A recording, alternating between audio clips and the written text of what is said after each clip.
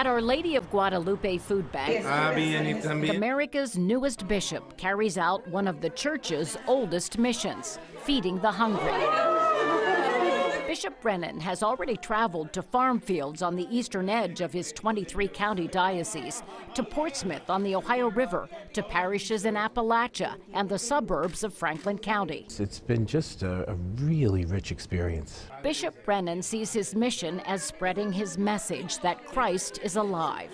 He sees challenges as opportunities, including young people disenchanted with a church that forbids homosexuality, premarital sex, and birth control. How do you respond to people who say you aren't realistic with the way I'm living my life? Well, you see, I think what we do is we teach a truth.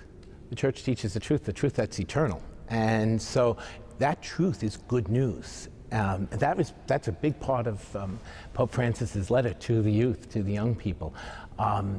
There's a truth about the human person. There's a truth about the way that leads to happiness. The bishop says he's already met young people here who are connected to the church, and parishes, surprisingly, praying for young people to commit to the priesthood. Young people are talking about it. I know that's not going to translate into huge numbers, but it is going to make a difference, and I'm impressed. I have to say, I'm impressed by the people who are stepping forward. You know, when the culture is a little bit tougher. To me, the ones who step forward are heroic.